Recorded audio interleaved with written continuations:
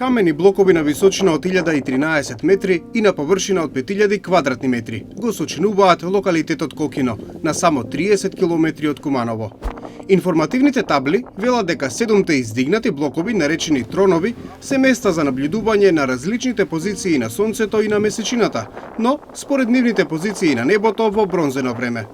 Денес Кокино е туристичка атракција, но приказната за неговото значење и важност е настаната пред само 20 на години. Благодарение на неколку разочарани трагачи по богатство, кои наместо злато, тука пронашле остатоци од керамички садови. Ова потикнало низа археолошки и астроархеолошки истражувања. Во 2001 година археолози од Кумановскиот музеј за прв пат стапнуваат на овој терен.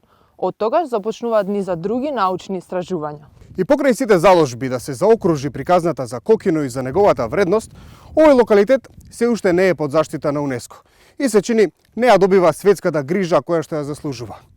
Истражувајќи ја причината за тоа, дојдовме до вистината за Кокино. Во 2001 година, кумановските археолози наоѓаат керамички садови, фигуринки, алатки, понекој оружје. Речиси се што содржала една бронзена допска куќа, но не и основите на куќите и на селбата. Ова археолозите ги води до заклучок дека карпестиот рид представувал светилиште. На Кокино никогаш не се живеело, значи не било населба, туку представува локалитет на кој што се извршувани ритуали.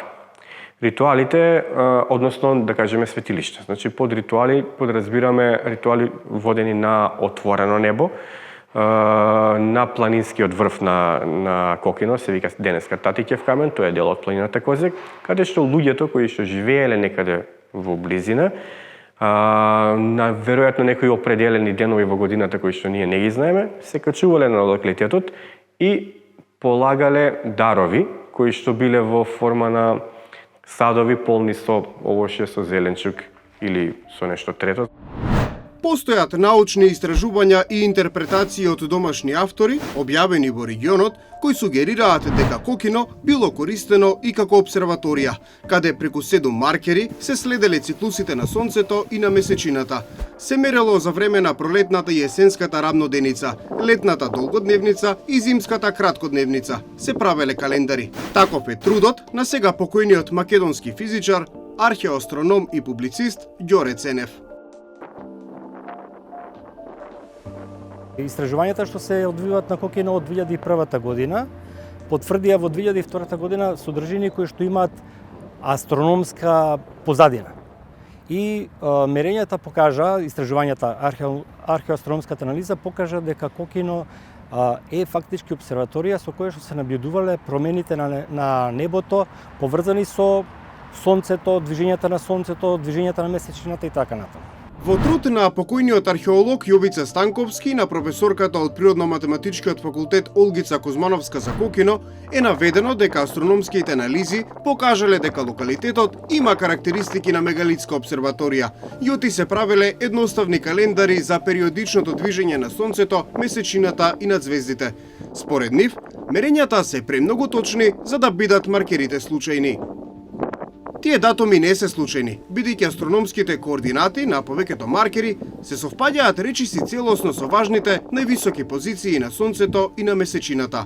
Фактот што луѓето од Кокино знаеле за овие екстреми на небеските тела пружа доволен доказ дека биле во можност да состават едноставен календар, базиран на сезонските промени на најсветлите објекти на небото.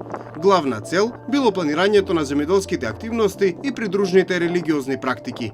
Цврст доказ е откритието на мала платформа која што имала строго астрономска цел, бидејќи таму не е пронајден археолошки материјал.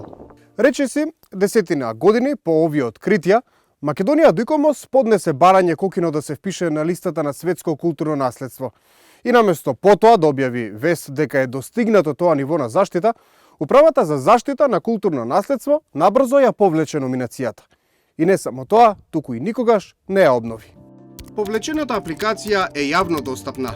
Таа е главно составена од археолошки толкувања на можните обреди кои се одвивале во Кокино, а многу помалку за астрономските функционалности на локалитетот. Членот на комисијата за Кокино, професорот Клајв Раглс од Универзитетот во Лестер, вели дека УНЕСКО ги отфрлил интерпретациите како статистички и археолошки непотврдени. Тврдење дека одреден древен локалитет е силно поврзан со астрономија, ако единствено се базира на наводни астрономски порамнувања, речиси секогаш е проблематично, поради проблеми со селекцијата на податоците, наведува професорот Раглс. Проблеми со селекција на податоци не би смеело да се дозволат во едно сериозно научно истражување. Но приказната за Кокино со текот на годините доби и други елементи кои што повеќе се заснуваат на митови и на мисинформации отколку на факти, како тоа дека НАСА го рангирала на високото 4-то место на светски стари обсерватории, веднаш зад Стоунхендж, Абу Симбел и Анкор Ват. Ова всушност беше еден од главните аргументи во апликацијата кон УНЕСКО, оценет од комисијата како непроверен. Всушност, се започнува по еден постер изработен во 2005 година за наставна програма за НАСА. На постерот по случаен избор се нафрлани локалитети и не станува збор за рангирање. НАСА не се занимава со археологија и незините членови никогаш не го посетиле Кокино. На листата на сончеви обсерватории беше вброено и Кокино, и тоа на високо престижно 4-то место, и нас не изненади во тоа време затоа што Кокино е сепак во тоа време беше 4 или 5 години само познато во науката, а многу постари, многу поизвикани локалитети беа набројани на списокот, меѓутоа под Кокино. Значи тоа не е 4-то место, него 4-то наброено. Пред Кокино беа Стоунхендж, Англија, Абу Симбел, Египет, Анкор Ват, Камбоџа и тогаш доаѓа Кокино. Значи тоа не е нити ранг листа по старост, нити по прецизност. Не знам како е направено, не е ранг листа, сакам да кажам, ама рекламата продава се. Кокино стана познато баш покрај тој назив мегалитска обсерваторија. По дефиниција тешко дека можеме карпите од Кокино да ги кажеме како дека се мегалити затоа што не се донесени, мислам тука се модификувани и направени.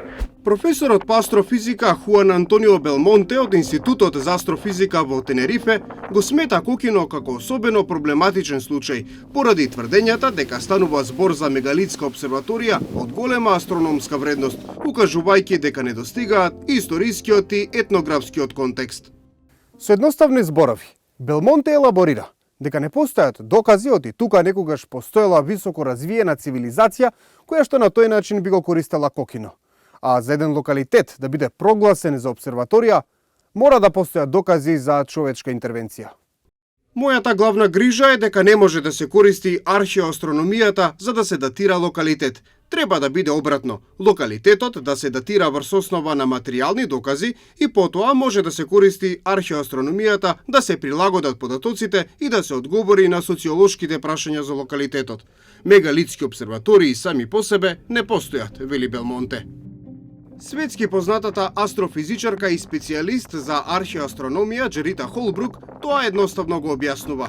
За да се обезбеди непристрасност или да се избегне да се види она што се посакува да се види, мора да се понудат кредибилни докази, да се направат историски истражувања дали локалитетот е користен како светилиште и во астрономски цели, да се даде етнографски контекст. Во спротивно, лесно се паѓа во замката да се говори за древни обсерватории, кога за тоа нема цврста потврда. You can find alignments like crazy, of course, you have the whole sky to play with, but that's not useful. It's not useful. You have to understand what was important to the people, and then you check from there. You have to understand the people, their religion, you look at their artifacts, you look at the, even their woven things, the way that they do their houses. All of these can signal what things in the sky were important for them. And that's the basis on which you build. Not every sacred site has to be connected with the sky, right? So absolutely, it could be a place that's a crossroads, important, ritualistic, and have nothing to do with the sky.